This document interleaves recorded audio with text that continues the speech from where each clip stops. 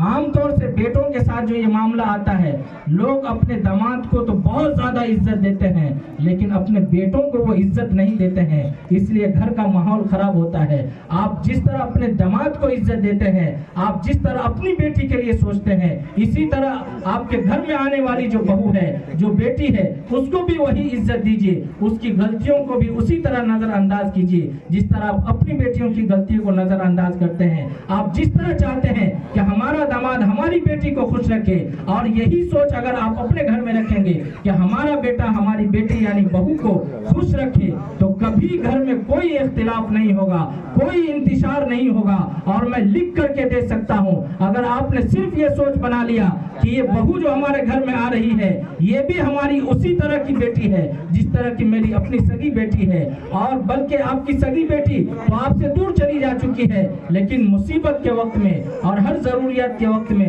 یہی بہو اور یہی پتو اور یہی بیٹی تو آپ کے پاس ہے، یہی تو کام آتی ہے، اور انہی کے ذریعے سے آپ تمام ضروریات پوری کرتے ہیں۔ لیکن آج کا ماحول یہ ہے کہ لوگ شادی اس لیے کرتے ہیں کہ گھر کے اندر کوئی پکانے والا نہیں ہے، اس نیت سے کرتے ہیں کہ گھر کے اندر کوئی افراد نہیں ہے، فلاں کی خدمت کے لیے کوئی نہیں ہے۔ یاد رکھیے، شادی کا مقصد یہ سب ہرگز نہیں ہے۔ شادی کا مقصد ہے کہ انسان نیک بن جائے اور گناہ سے پاک ہو جائے۔ شادی کا مقصد ہے کہ اس کو اولاد حاصل ہو جائے۔ شادی کا مقصد ہے کہ امت محمدیہ کے اندر اضافہ ہو جائے۔ شادی کا مقصد ہے کہ انسان متقی اور پرہیزگار بن جائے۔ لیکن ماں باپ بھی اگر اس سوچ کے ساتھ شادی کراتے ہیں کہ گھر کے اندر کوئی کھانا پکانے والی نہیں ہے تو کھانا پکانے والی رکھ لیجئے، کوئی جھاڑو دینے والی نہیں ہے جھاڑو دینے والی رکھ لیجئے، کوئی ماسی نہیں ہے تو وہ رکھ لیجئے۔ آج جو گھر کا ماحول بگڑا ہوا ہے اور گھر کے اندر جو اختلافات ہے وہ اسی لیے ہے کیونکہ آپ نے نیت پہلے کی ہوتی ہے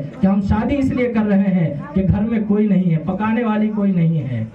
تو ظاہر سی بات ہے کل کو جب وہ گھر میں آئے گی اور کھانا اگر ایک دن لیٹ ہو گیا تو ناراضگی تو بنتی ہے، اختلاف تو بنتا ہے، جھگڑے تو بنتے ہیں۔ اگر یہ ساری باتیں ہم شریعت اور سنت کی کچھ پہلے شادی کرنے سے